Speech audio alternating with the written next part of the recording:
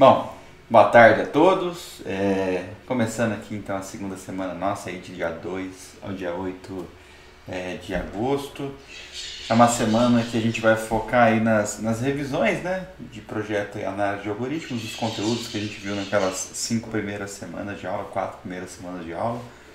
Agora eu não me lembro e a gente vai gravar a aula ao som das maritacas. Não sei se vocês estão ouvindo aí as maritacas aqui do quintal, elas estão querendo participar. Quem sabe elas nos ajudem aí na, na nossa revisão. Pretendo fazer uma aula aí próximo de 1 hora por ser revisão.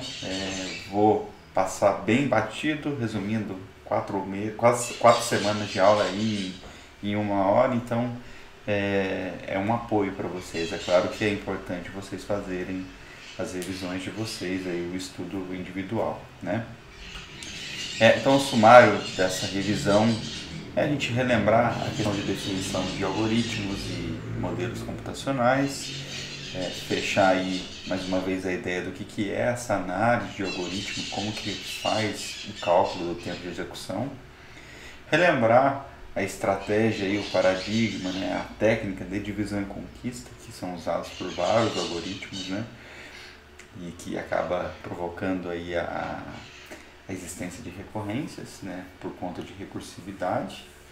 Aí fazer essa questão do vínculo da análise de algoritmo na transformação aí da análise assintótica e suas notações, e por último resolver alguns exercícios, né, trocar uma ideia que vai acabar ficando aí como tarefa de casa, mas a gente vai discutir as soluções aqui porque nós estamos lidando com revisão, né, e revisão eu acho que vale a pena a gente fazer uma discussão um pouco mais aprimorada.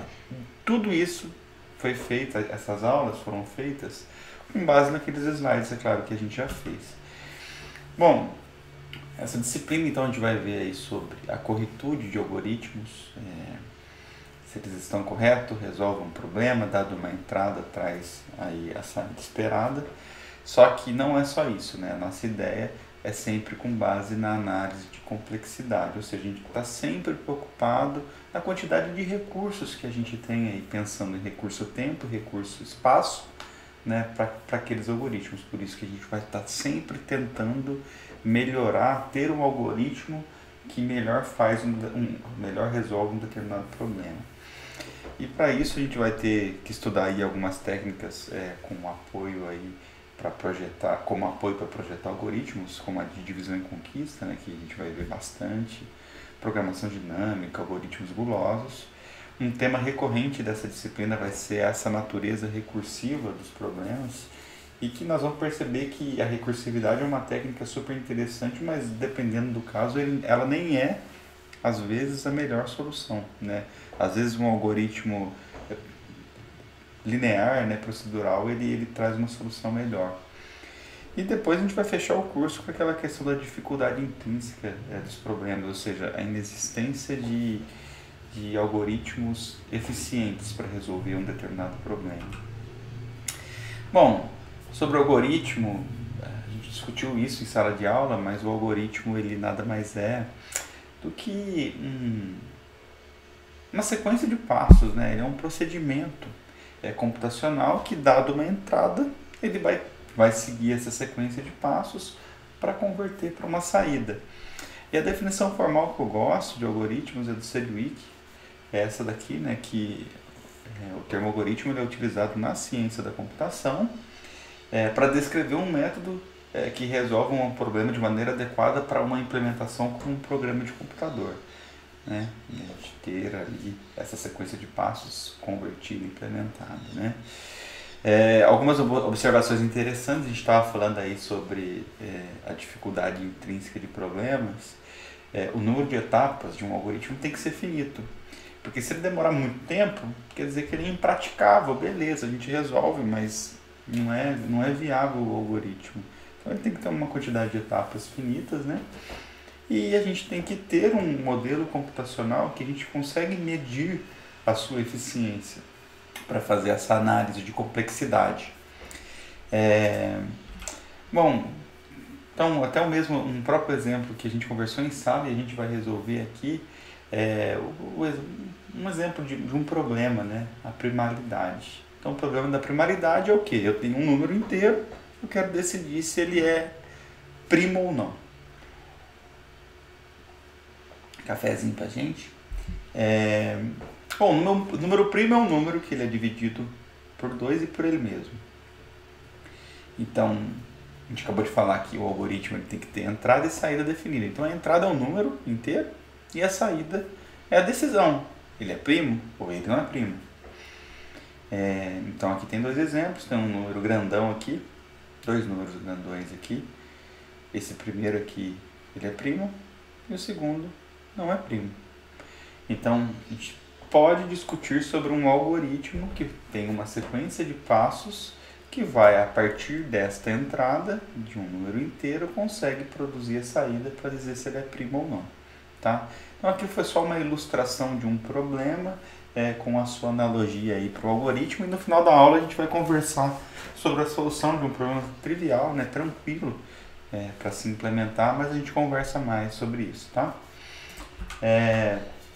Sobre a dificuldade intrínseca de problema, infelizmente tem muitos problemas que a gente conversou, inclusive, que a gente não tem algoritmos eficientes que resolvem eles. E são problemas que estão no nosso dia a dia.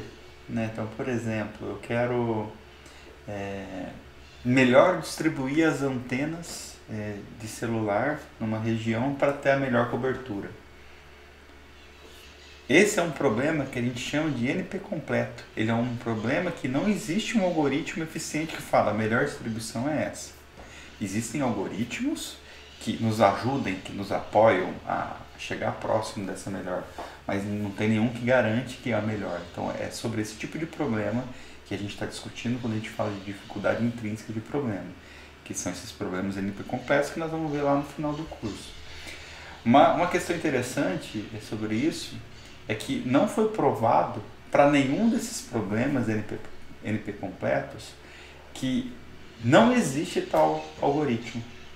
E uma propriedade, uma característica notável é que se a gente conseguir provar para qualquer um desses problemas que existe um algoritmo que resolve ele de maneira eficiente, consequentemente a gente prova para todos os outros que também existe. Olha que loucura!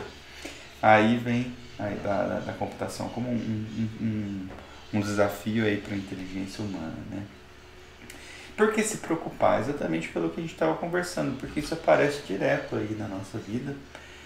Tem o famoso problema do caixeiro viajante, né? Vehicle routing aí. Então, por exemplo, eu tenho a cervejaria do Tio Breno, que já está produzindo um monte de cerveja artesanal. E eu quero fazer a entrega dela em várias cidades aí do estado de São Paulo. Como calcular a rota para os caminhões para entregar com a menor distância possível? A gente vai perceber que isso é um problema que relaciona a grafo, que cada grafo é uma cidade, as arestas ali, a distância, né?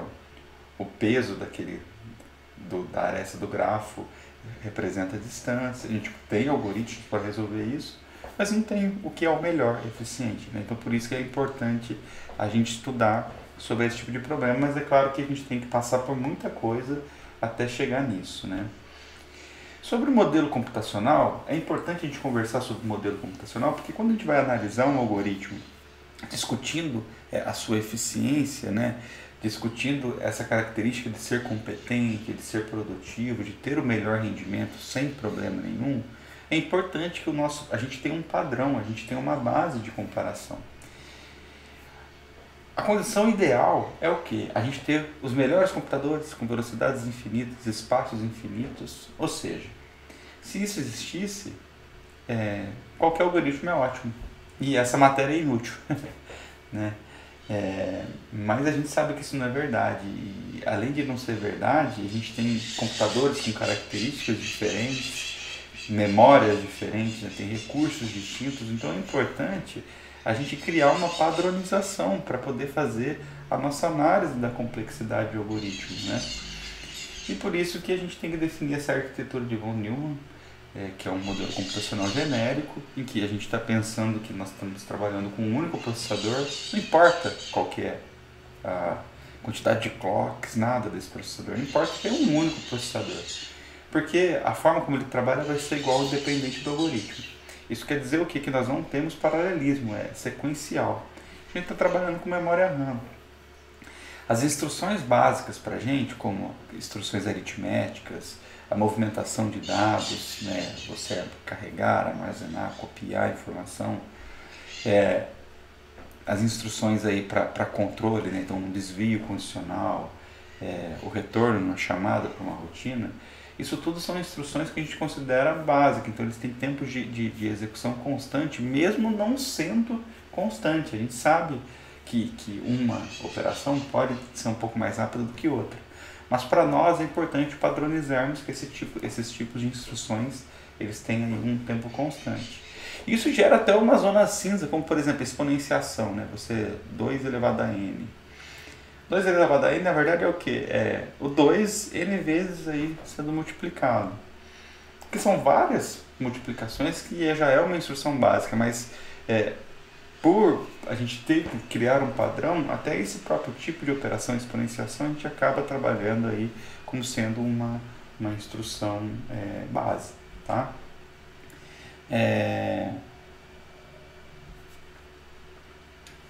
A gente está chegando então agora sobre um dos principais tópicos da nossa disciplina, que é a análise de algoritmo.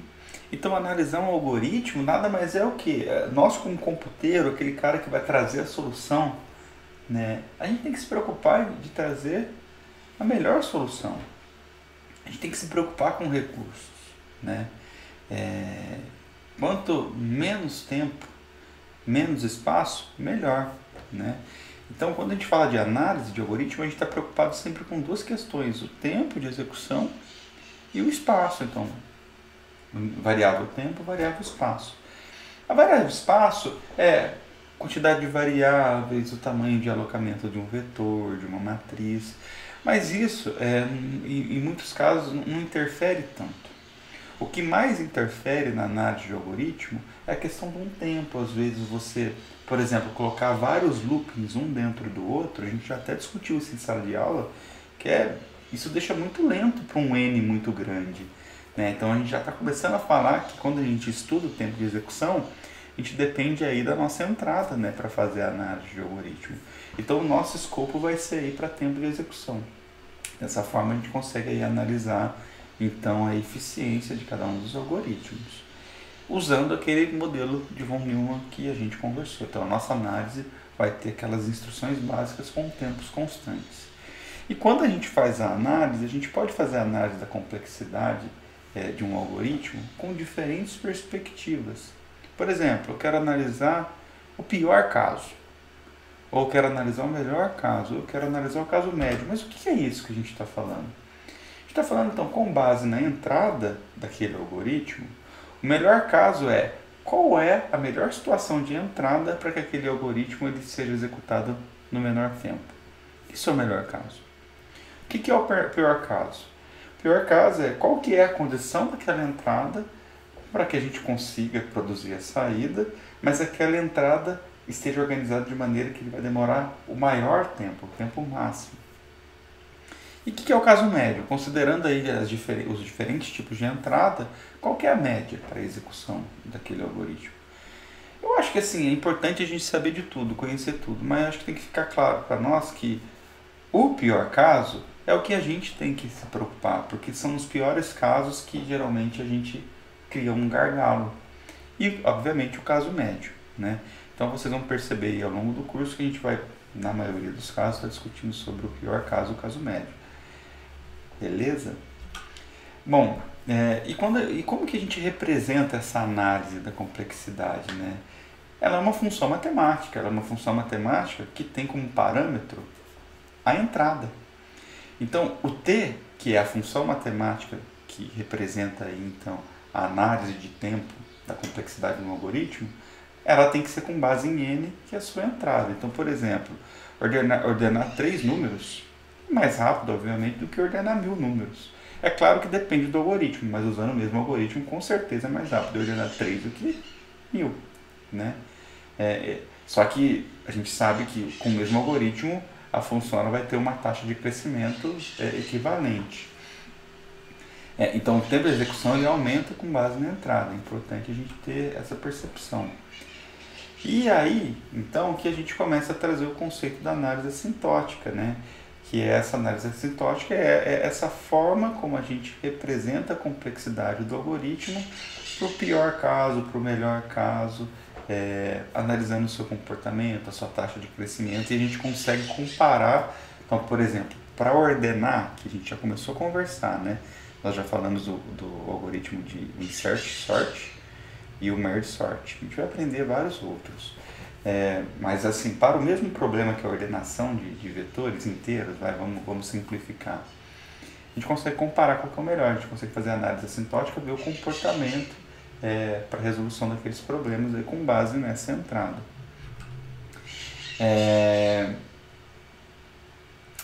Assim, é claro, isso aqui eu até deixei esse slide porque ele é legal para a gente pensar.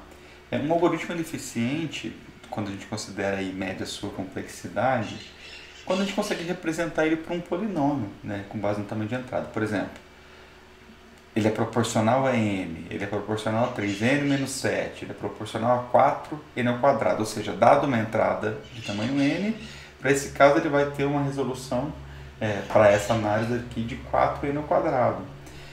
Mas por que é legal representar por polinômio? Vocês vão lembrar? Por que polinômio? Porque, puxa, o polinômio a gente consegue manipular, a gente conhece polinômios, são funções bem comportadas. É claro que um n fatorial, como a gente pode ver aqui no exemplo, ele tem uma taxa de crescimento muito rápida. Pode ver que ele é muito rápido, inclusive, em relação à exponenciação a partir de um determinado ponto. Mas independente disso, a gente sabe como que é a taxa de crescimento. Então, se nós conseguirmos representar, fazendo essa análise assintótica, essa análise da complexidade dos nossos algoritmos com base em polinômio, a gente consegue ter esse parâmetro de comparação. E como que a gente faz a medição? Né? Como medir, como encontrar a função de complexidade, o T de n, de um determinado problema, de um determinado algoritmo? A gente vai ter que fazer aquela análise detalhada do algoritmo, considerando então as instruções mais significativas. O T de n, então, ele representa a medida de custo de execução de um algoritmo com base na entrada. Isso daqui não quer dizer que é o relógio, eu soltei o relógio, estou medindo, parei o relógio. Não é isso, é com base na entrada, quantidade de instruções. Ou quantidade de instruções de tempo, né, ou de espaço para armazenamento. Mas o nosso foco vai ser o tempo, né, a quantidade, o número de instruções. Quando a gente fala em tempo, é número de instruções. Então aqui eu acho que a gente pode trabalhar num exemplo em que o problema ele é o seguinte, ó, a gente tem um array, é uma função que chama arrayMax, né, uma função que retorna inteiro, passa o array e um tamanho, um n, né, que é a quantidade de números inteiros que tem naquele array. Essa função ela retorna para nós qual que é o maior elemento inteiro dentro desse array. Então ela supõe no primeiro momento que o elemento na posição 0 é o maior, aí ela faz um loop, né, um for do 1 até o n-1, né, e compara, olha, a posição atual do meu vetor era maior do que aquilo que eu considerei como sendo o atual maior, que foi o A0 naquele momento. Se for, eu atualizo. Olha, agora o novo maior, o novo elemento maior, é aquele que eu estou analisando. E eu faço um for e vocês concordam que na hora que a gente varrer esse laço, no final eu vou ter na variável current max o maior elemento daquele array, né? E não tem como. Para encontrar o maior elemento de um array, obrigatoriamente eu tenho que passar por todos os elementos do array, certo? Então, com certeza, o T de n vai ser na ordem n, só que a gente consegue calcular mais precisamente isso. Então, vamos fazer isso. Só que a gente tem que relembrar algumas questões. As questões são as seguintes. Se nós formos trabalhar ali com uma operação qualquer, ela vai ter um custo constante, um C1, por exemplo. Se aquela operação for executada N vezes, aquela linha da instrução que a gente está avaliando, ela vai ter um custo C vezes a quantidade de vezes que ela é executada. Beleza? São algumas sacanagens, algumas nuances que a gente vai pegando, né? Se a gente estiver analisando um for, um laço, um while, um do while, enfim, um laço de repetição, que termina da maneira usual. O laço, como que funciona? Então, ele tem uma atribuição, ele tem um incremento e uma comparação. Cada uma dessas é executada como uma única constante. Só que o laço ele é executado sempre uma vez a mais. E vai ser proporcional à quantidade de vezes que aquele laço ele deve ser executado. Então, por exemplo, um laço de 0 a n-1, ele é executado n vezes. Porque, como que funciona o laço? Vamos voltar aqui para lembrar. Ele atribui, ele compara. É menor? É menor. Faça. Chegou no final do for, ele incrementa e compara. Se continua menor, faça. Incrementa e compara. A comparação que vai fazer eu sair do for, por isso que a comparação é executada sempre uma vez a mais. Né?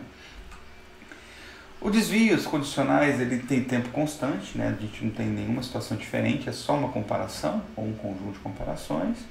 A chamada de uma função, quando a gente chama uma rotina, a linha daquele algoritmo que chama rotina, o tempo dele é exatamente o tempo da função, da complexidade daquela função que a gente está chamando. Uma função recursiva tem a complexidade aí baseada na recorrência. Nós começamos a falar sobre recorrência antes da paralisação, né, do Covid. Então, a gente, obviamente, na semana que vem a gente vai retomar exatamente nesse ponto. Instruções contidas dentro do laço são executadas N vezes, como a gente comentou. E o T de N, no final das contas, vai ser a soma da quantidade de instruções de cada linha daquele algoritmo. É um somatório. Né? Vamos fazer isso para cá. Então, é claro que essas linhas aqui, né, do cabeçalho e fechamento, não importa. Essa linha aqui é executada quantas vezes? Atribuição. É uma operação básica. Uma vez. Beleza. E essa linha aqui? Ela é executada uma vez. Tem um custo para essa instrução. Tem um custo para essa instrução. E tem um custo a mais para essa daqui, que ela tem uma execução a mais. Então, esse cara aqui ele é executado uma vez. E a gente tem duas vezes n-1 execuções para o incremento e para a comparação. Concorda? Por quê? Porque a gente está indo aqui até n-1. Só que na hora que ele faz o último incremento e bate lá no for, no final do for, ele vai ter uma última comparação. Por isso que tem esse mais um aqui. E esse if, ele é executado quantas vezes? Isso é constante, a gente acabou de ver, mas ele está dentro de um for que é executado n-1 vezes. E esse cara aqui dentro? No pior caso, n-1. E aqui o meu return uma única vez. Então o meu T de n, no final das contas, vai ser esse somatório, que tem 1, 2, 3, 4, mais 4n-1. Que na hora que a gente resolve isso, vai dar 4n, 4 menos 4, 0. Então, a função, a array max, ela é proporcional aí, exatamente a 4n com relação ao seu tamanho de entrada. Fechamos um assunto, né? Revisão, né? Então está um pouco mais rápido.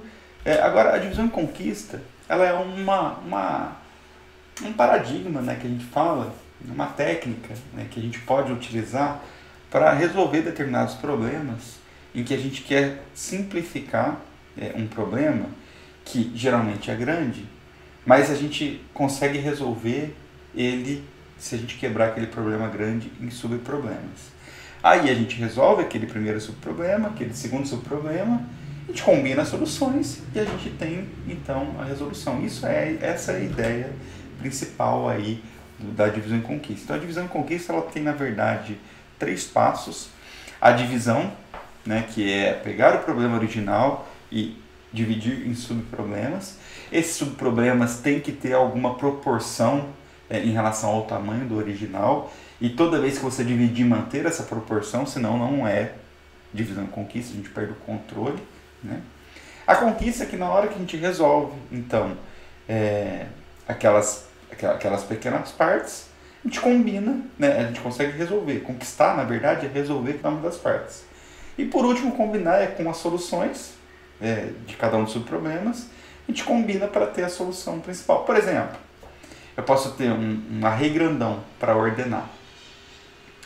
Ao invés de ordenar ele grandão, eu quebro em dois. Eu ordeno esse, depois eu ordeno esse. Com essas ordenações, eu simplesmente intercalo eles para ter a ordenação daquele array como um todo. Só um exemplo de ilustração, sem se preocupar com a lógica em si, mas para vocês entenderem aí a divisão e conquista. Relembrar, né? Então, aqui a gente tem uma ilustração de como funciona a divisão e conquista de uma maneira simples, né?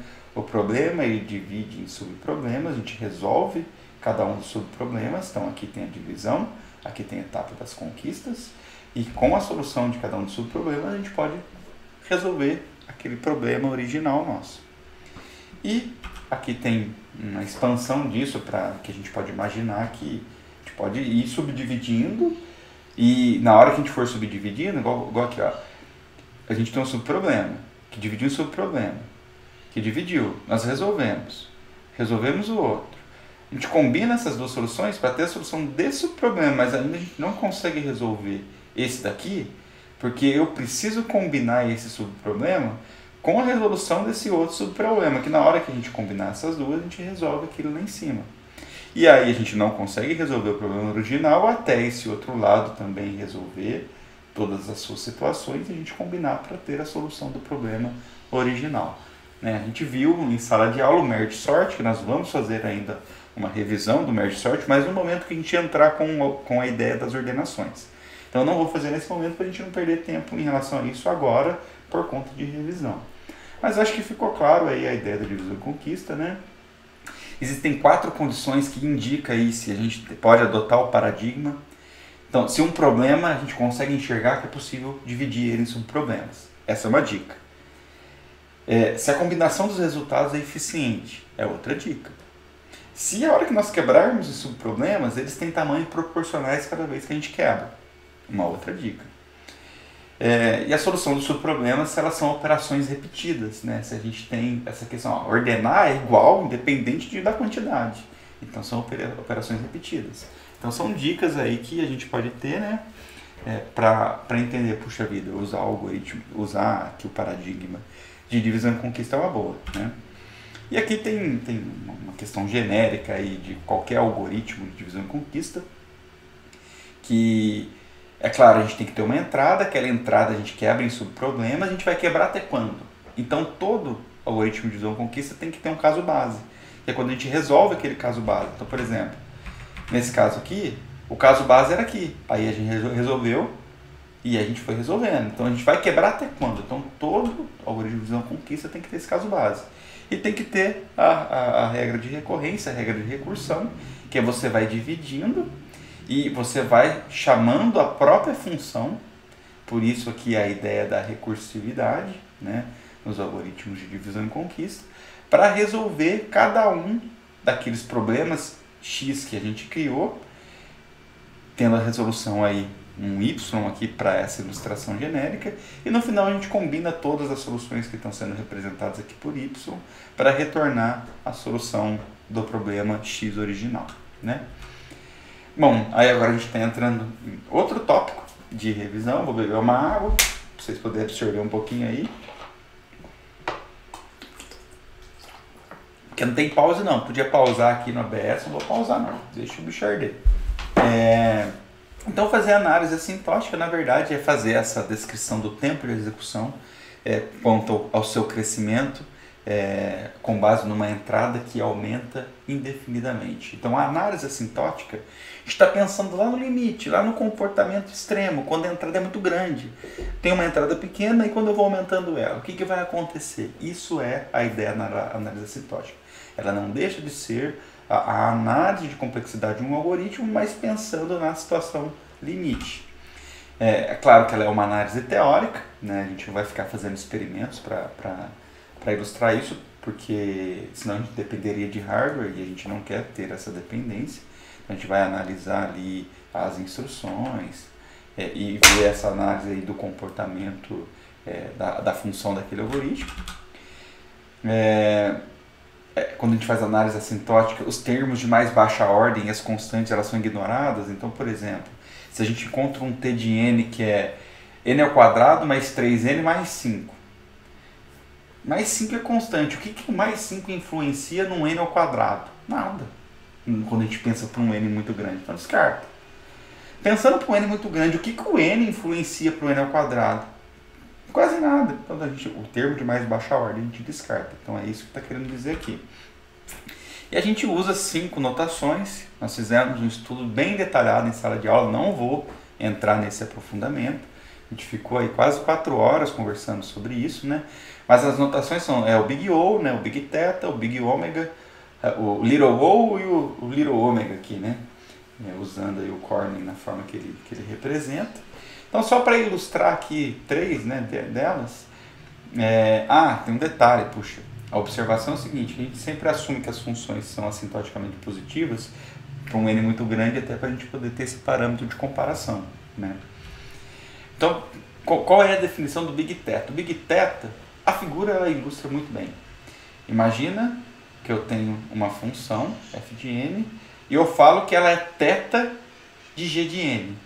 Isso quer dizer o quê? Que a partir de um determinado ponto, essa função vai ficar prensada entre a função g de n multiplicado por uma constante e o g de n multiplicado por outra constante. Aqui tem a definição formal. O f de n sempre vai ser maior ou igual que um g de n vezes uma constante e sempre vai ser menor ou igual que o mesmo g de n com uma outra, em função de uma outra constante. Em outras palavras, como ela fica sempre prensada, se o g de n crescer, o f de n cresce, se o g de n diminuir, o f de n cresce. Isso quer dizer o quê? Diminui, desculpa. Isso quer dizer o quê? Que o f de n ele cresce tão rapidamente quanto o g de n. Cresce junto, né? Então isso aqui é o Big Theta. O Big Omega é quando a gente faz só a preocupação do teto, o limite máximo, né? Então, se eu tenho aqui uma função f de n e eu falo que ela é ômega de g de n, ou O de g de n, né, que é o que a gente fala, não é ômega, é grande O ou O, né, de g de n, a gente fala o seguinte, que a partir de um ponto, o f de n ele vai chegar no máximo pertozinho ali do g de n, mas ele nunca vai estar passando, né? Então, a definição formal é o quê? Que o f de n sempre vai ser menor ou igual que uma constante multiplicada pelo g de n. Informalmente a gente diz que o f de n pertence ao O de g de n, então o f de n ele cresce no máximo tão rapidamente quanto ao g de n. E é claro que o grande ômega aí, ou a gente sempre fala o ômega de g de n, porque o Ozinho e o ômegazinho a gente não usa tanto, né? Então o ômega, ao contrário do O, é um limite baixo, né? Então o f de n sempre vai ser maior que um g de n. Quando isso acontecer a partir de um determinado ponto, e aquele g de n multiplicado por uma constante, a gente fala que o f de n ele pertence então ao ômega de g de n, que esse pertence é o símbolo correto de se usar aí na ciência da computação, mas a gente abusa sim aí da notação e pode falar que o f de n é igual ao ômega de g de n, como está sendo representado aqui, tá? Qual que é a diferença do ômega grandão para o ômega pequenininho? Porque aqui na definição formal, a gente não está falando que o f de n é maior ou igual, sempre maior ou igual que um c de g de n. Olha só, ele é sempre maior ou igual. Quando a gente fala do ômegazinho, a gente não tem esse igual. Essa é a diferença. É a mesma coisa que quando a gente compara o Big O, né, o O de G, ele não é sempre menor ou igual. Quando a gente fala que é o Ozinho, é sempre menor. Beleza? É isso. E aí tem aqui, então, uma relação entre o O, o θ e o ômega, quando a gente faz essa questão da análise assintótica, é que, por exemplo, se eu tenho um t de n, o t de uma função, ela pertence, né, ao ômega de n ao quadrado, e o tempo daquela função também pertence aqui, com abuso da notação do igual, ao O de n ao quadrado, a gente está falando o quê? A gente está falando de outra forma que essa função ela tem um limite superior n ao quadrado e ela tem um limite inferior a n ao quadrado. Então a gente pode falar que o t de n também pertence ao θ de n ao quadrado. Tá? É isso que é a relação entre ômega, θ e o O. Né?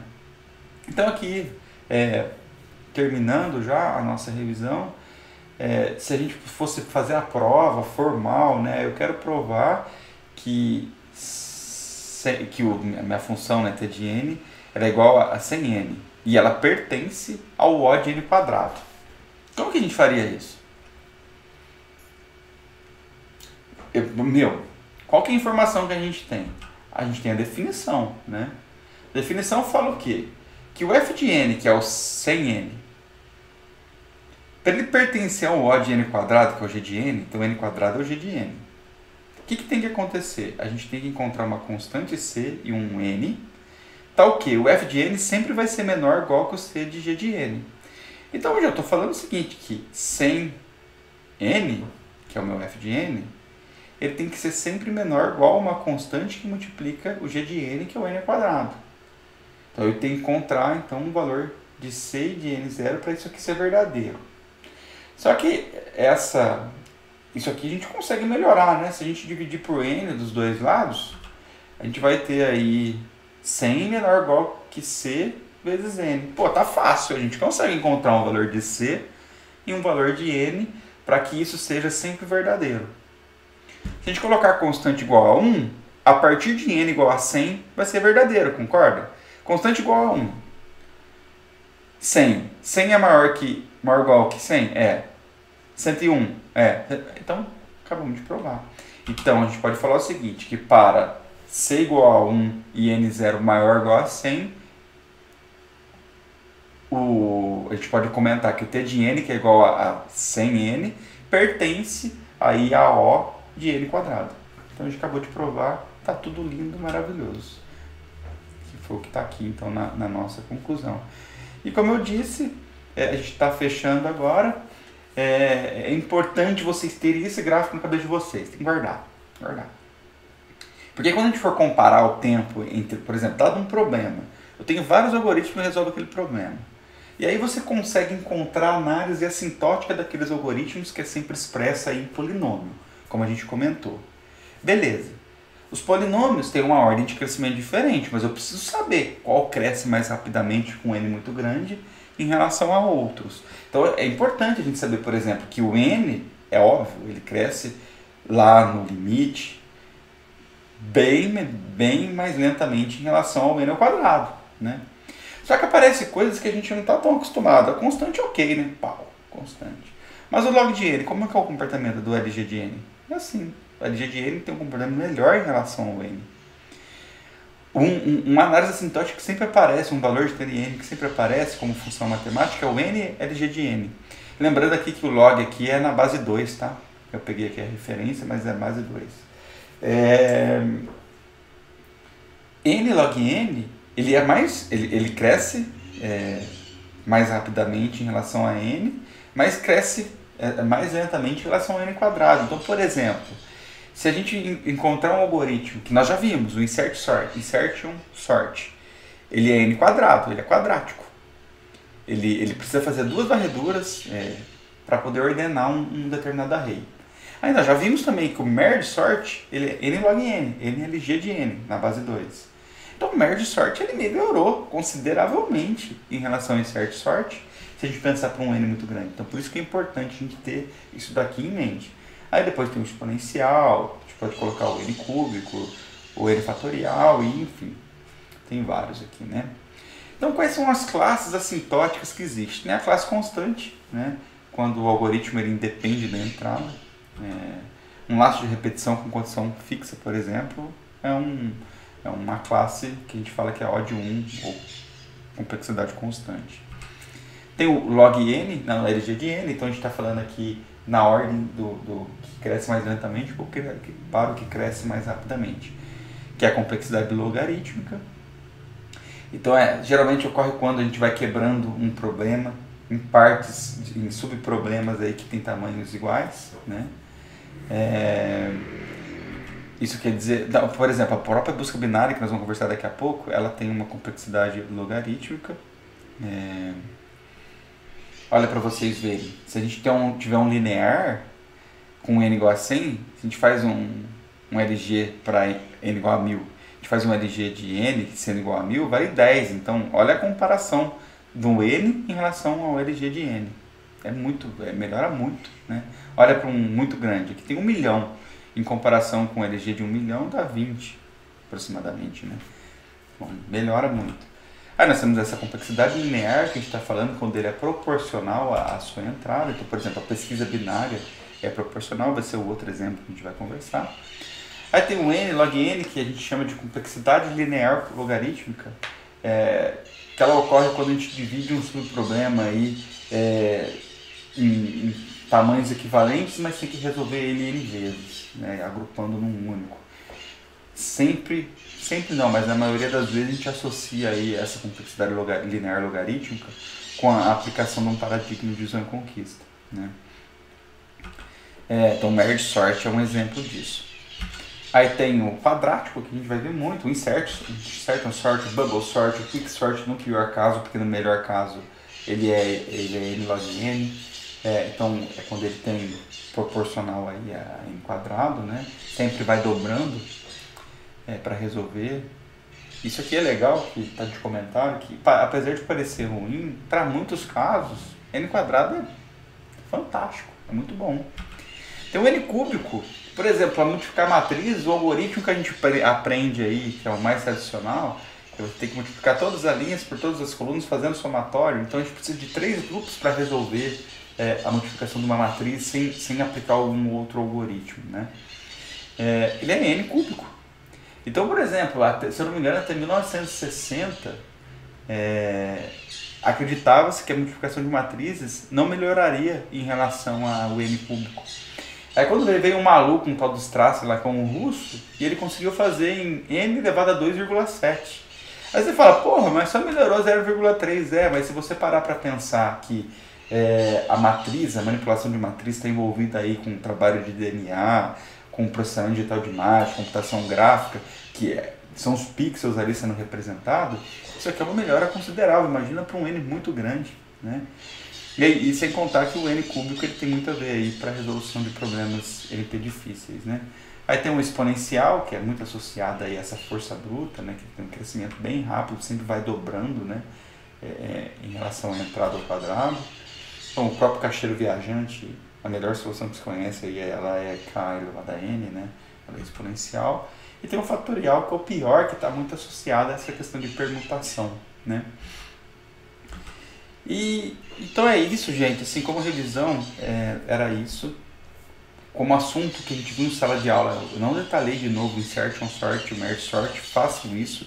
Mas fiquem tranquilos que a gente vai ter aí 3 aulas lá na frente, ou 2, dependendo aí da organização, se eu conseguir melhorar, né? Eu queria conseguir dividir para 2, vamos ver se eu consigo. Aí a gente vai fazer uma revisão sobre isso. E como atividade para essa semana, toda semana nós vamos ter uma pequena atividade. Eu não inovei nada, eu peguei exercícios que nós já trabalhamos, como trabalhos anteriores, e estou pedindo para vocês entregar 3 exercícios que já foram feitos, mas eu queria que vocês fizessem de novo, tentassem trabalhar de novo. Né? Então, a data de entrega desses 3 exercícios vai ser para outra terça-feira, pro dia 11/8, até as 23h59, lá no Classroom. Só tem uma diferencinha aí em relação ao que a gente já fez. Eu estou pedindo para vocês implementarem os 3 próximos exercícios que estão nos próximos slides aqui. Mas, além disso, além de mandar a implementação, eu queria que vocês abrissem lá um Word, documento separado, e fizessem aquele cálculo de tempo, sabe? O real, a quantidade real, né? Eu não quero a análise assintótica, eu quero o cálculo do tempo, que é a fórmula matemática sem descartar constantes e ordens menores, para esses 3 problemas. E eles são muito simples, tá?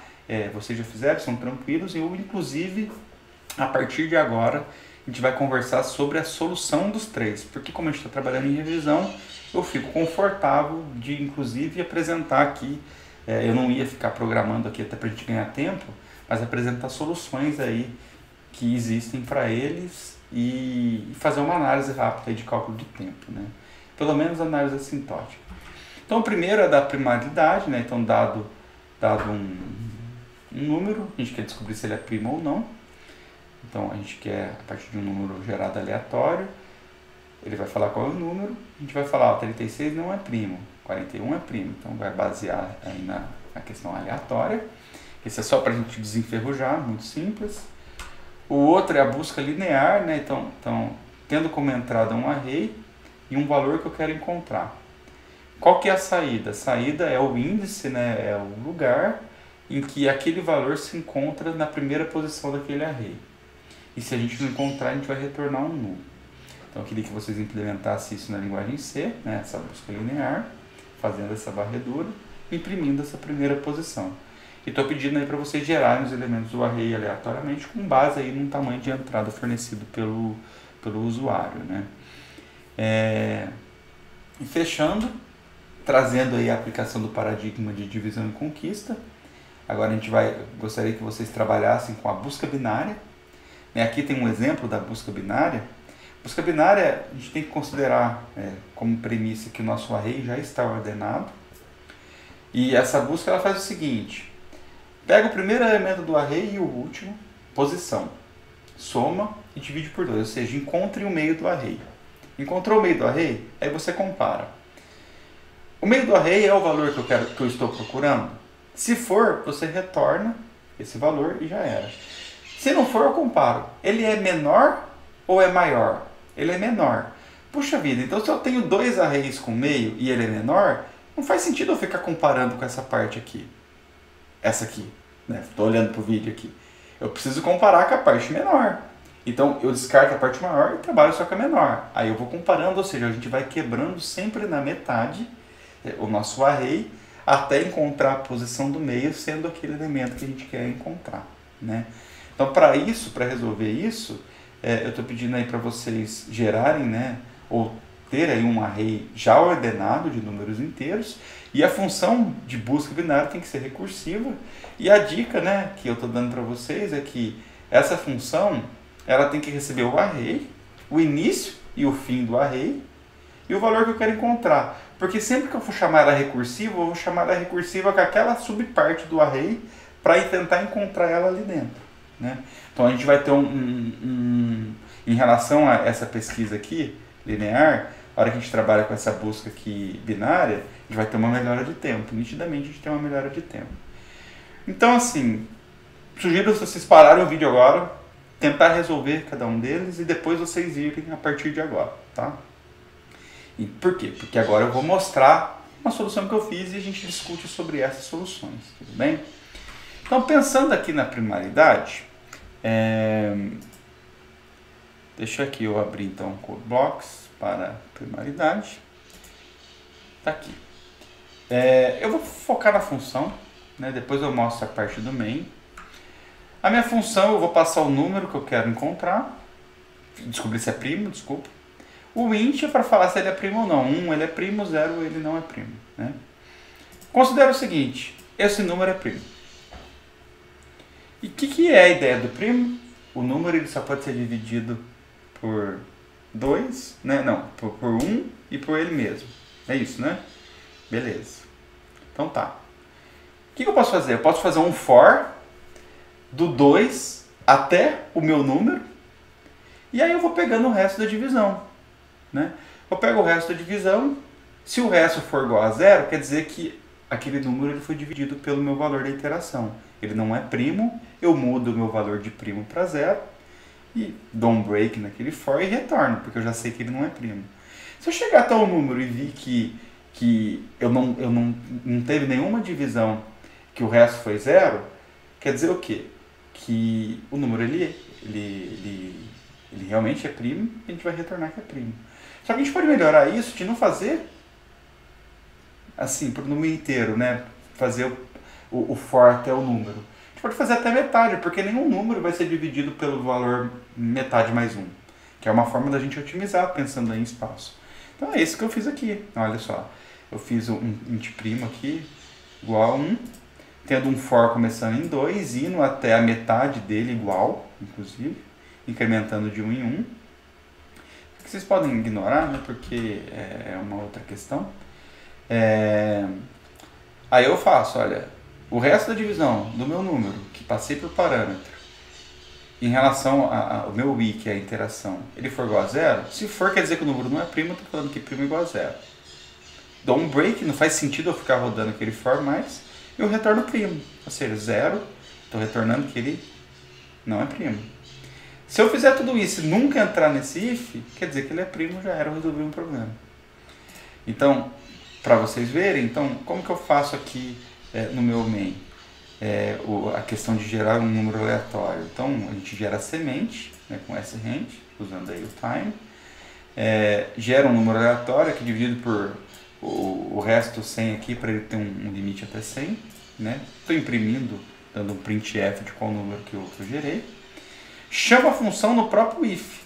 Se o resultado do meu primo, que é o meu método, em relação ao número for igual a 1, quer dizer que ele é primo. Caso contrário, ele não é primo. Só isso, mais nada. Discutindo aqui sobre o tempo de execução, fica claro que ele é proporcional ao n, o meu num.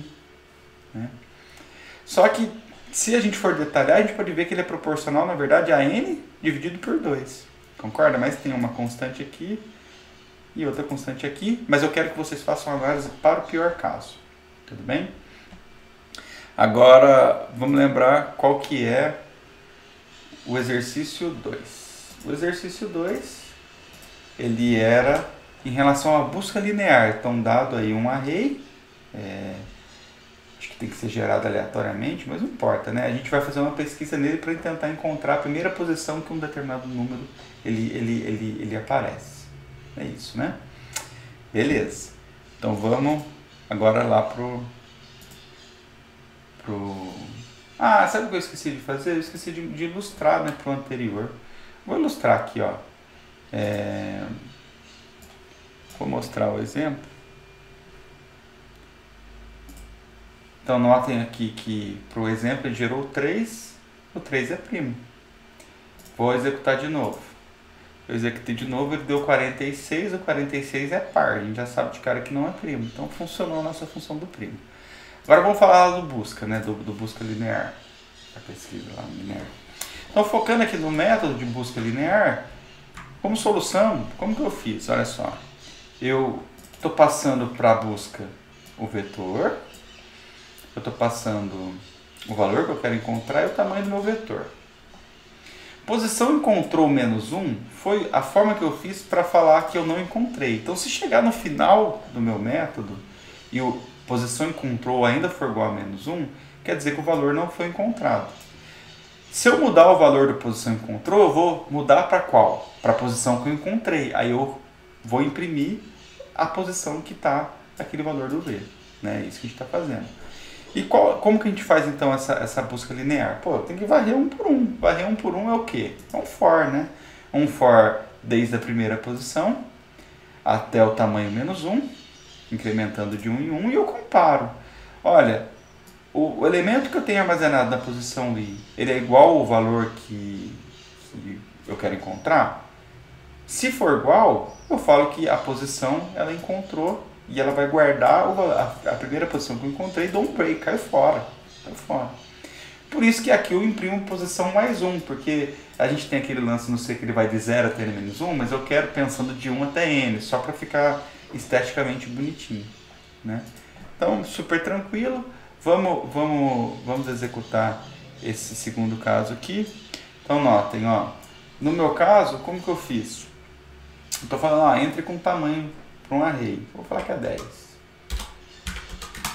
Aí ele gerou aqui um array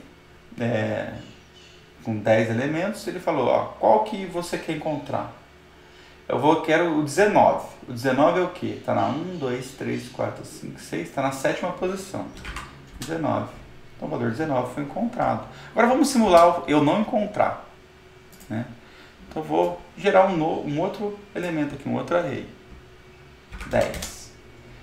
Eu acho que não tem, sei lá, 30 não tem. Vou procurar 30.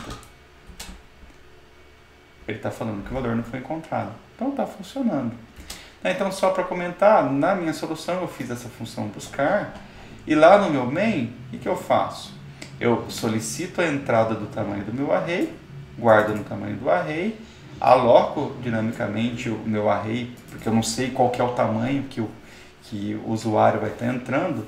Então, por isso que eu usei aqui a ideia do ponteiro, porque daí eu aloco dinamicamente, usando o malloc aí, o espaço de memória. Aí eu tenho uma função que gera o vetor um vetor, ele vai produzir aquele vetor e depois eu faço a busca. E para produzir o vetor, por que eu fiz uma função? Porque eu não faço uma geração randômica dos elementos do vetor.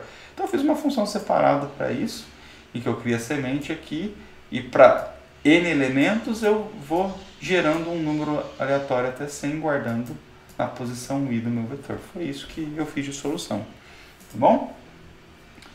E agora então, para finalizar a nossa aula aí, estou chegando aí no meu tempo limite, seria trabalhar com essa ideia da divisão e conquista. Esquecemos de fazer uma coisa. Puxa vida, estou esquecido hoje, hein? Vou voltar para o anterior e vou focar só aqui na busca linear, para discutir aí sobre a complexidade de tempo. O que nós temos aqui? Uma constante, aqui a gente tem esse cara sendo executada uma vez, esse cara e esse cara sendo executada n menos uma vez, no pior caso, esse cara uma vez. Aqui tudo n menos uma vez, no pior caso. Resumindo, a análise assintótica desse cara, com toda certeza, ela vai ser um O de n. Mas eu quero que vocês calculem exatamente, no pior caso, a quantidade de instruções para essa função aqui. Não precisa ser a minha, pode ser a solução de vocês. Eu quero para a função de busca linear. Beleza? Show! E por último, então, aqui, vamos voltar aqui, né? Fazer aqui a busca binária, que é aquela de dado um array já ordenado, e eu quero encontrar se aquele meu elemento ele pertence ou não ao meu array, né? Eu dei a dica que a gente tem que construir então uma função que passa o array, o início e o fim. E aqui eu acho que vale a pena a gente estudar esse cara aqui rapidamente. Notem que a gente tem aqui um array já ordenado, que vai de 0 a 9. O elemento que eu quero encontrar é o 4, que está nessa posição. Então como que funciona essa ideia, né? Eu vou passar lá para o meu método. Eu quero que você encontre o 4 para esse array, que vai do 0 até o 9. O que ele vai fazer? Ele vai encontrar o meio. O meio é o quê? É o 9 mais 0 dividido por 2, dá 4, porque é inteiro, né? A gente sempre arredonda para baixo. Então, na posição 4 eu tenho 14. O 14 é igual a 4? Não, não é. É menor. Eu ignoro essa parte e vou começar a analisar só essa parte. Então eu vou chamar recursivamente agora essa mesma função do 0 até o 3, certo? Do 0 até o 3, eu somo 3 mais 0, dá 3 dividido por 2, dá 1. O menos 5 é igual a 4? Não é. É maior. Então eu ignoro o menos 5 e o menos 8. Eu só tenho que analisar essa outra parte aqui. Então eu vou analisar do 2 até o 3. Na hora que a gente chama a função recursivamente de novo, com 2 e 3, somos 2, 5. Dividido por 2, dá 2. O meio está sendo 1. O 1 é igual a 4? Não, não é igual a 4. Então eu ignoro esse cara e passo só aquele cara. Agora a gente está passando um único array. Olha o caso base da divisão e conquista, quando eu tiver um único elemento. Que é quando eu encontrei ali, né? No pior caso, na última iteração. O 3 dividido vai ser ele mesmo. O 3 é igual a 4? Eu estou com o tamanho igual a 1, meio 3 igual a 4. Eu retorno qualquer posição, que é a posição 3, que eu encontrei o meu elemento. Então essa é a simulação. Então vamos resolver, né? Então vou focar aqui nessa questão da busca, né?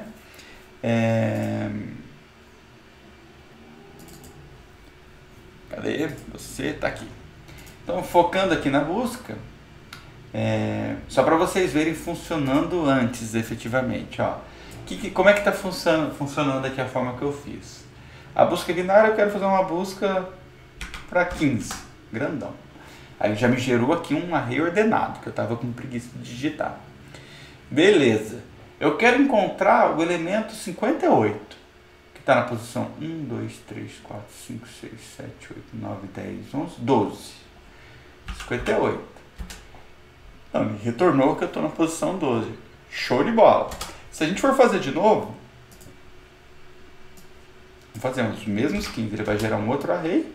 Eu quero encontrar o 25, que não tem.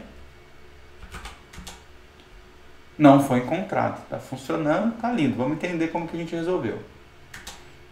Então, o método aqui da busca binária, notem, vou vir aqui no meu main, até para vocês entenderem. Eu solicito o tamanho da minha entrada, quantos elementos eu quero no meu array, guardo, aloco dinamicamente, gero meu vetor aleatório. Eu peguei um método de ordenação que nós já aprendemos, peguei o insert and sort, eu não estou preocupado com ele, e ordenei ele, beleza? Imprimi para poder ver, né? Então eu criei até um método aqui para impressão no meu array, lindo. Fala assim, qual o elemento você quer procurar? Guardo, aí eu chamo o meu busca binária, que ele vai retornar a posição. Se a minha posição for valor igual a -1, quer dizer que não encontrou. Porque eu não tenho um array com posição -1. Senão eu vou ter no meu valor da posição o elemento que ele encontrou, a posição que ele encontrou. Então eu vou estar imprimindo o valor de posição +1. E a primeira vez que eu chamo a busca binária, eu chamo com o valor que eu quero encontrar, o meu vetor, a posição 0 e o tamanho -1, que é o n-1. Beleza? Então a gente está trabalhando aqui com início sendo 0 e fim sendo n-1. Seguindo aquela lógica, eu posso fazer o meu meio como sendo inteiro, somando o início mais o fim dividido por 2. Na hora que eu chamo ele de inteiro, ele já vai pegar o valor quebrado, se for no meio ali do inteiro, vai arredondar para baixo. Aí eu comparo, ó, o elemento que eu tenho no meu meio é igual ao valor que eu estou procurando? Se for, já retorno, resolvi minha vida, lindo, beijo, me liga. Se não for, eu comparo. O meu início ele é maior ou igual ao fim, que é uma outra condição de contorno, que é na hora que o início e o fim está numa única posição, que foi no nosso exemplo, o lugar quando estava o 4, que era igual, né? Se chegar a posição do início ser maior ou igual ao fim, quer dizer que ele varreu e não encontrou. Então é -1. Lindo. Não encontrou. Se não, o que eu faço? Se o valor que eu estou procurando, se o valor que eu tenho for menor do que o valor que eu estou procurando, eu tenho que passar a parte do meio +1 para o fim. Caso contrário, eu tenho que passar a parte do meio -1 para o início, certo? Então eu chamo, retornando a busca binária recursivamente, chamando o mesmo elemento que eu quero encontrar, o mesmo vetor, só que para esse caso aqui é para o meio +1, estou deslocando uma posição do meio, porque o meio já não encontrou até o fim, e para esse outro cara eu estou indo do início até o meio -1. Já era, só isso. Quanto à complexidade, essa que talvez seja a mais complicada, porque tem a recursão, mas o que é interessante a gente notar aqui, e eu vou falar sobre isso olhando para os slides, inclusive. Então, voltando aqui, nota o seguinte, a gente não está sempre dividindo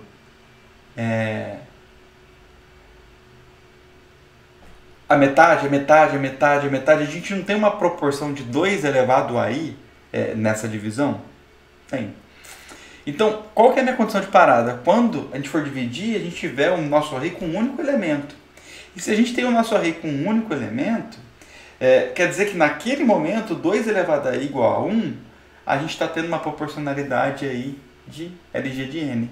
Então, essa busca binária aqui, em relação à pesquisa linear, ela é LG de n, e a gente acabou de ver na sala que ela melhora consideravelmente a busca, se a gente estiver considerando, é claro, um vetor ordenado. Beleza, gente? Bom, então era isso que eu tinha para apresentar para vocês. Eu me coloco à disposição para as dúvidas. Agora vão começar a surgir dúvidas. Espero vocês no plantão de dúvidas aí da próxima terça-feira. Não deixem de fazer os exercícios. Não olhem a solução antes de fazer os exercícios. Eu não vou dar essa solução em todas as aulas, porque aqui foi uma revisão, então eu prefiro até ajudar vocês a desenferrujar um pouquinho aí, né? Mas de toda forma, eu tô aqui. Muito obrigado, gente, e até a semana que vem. Valeu!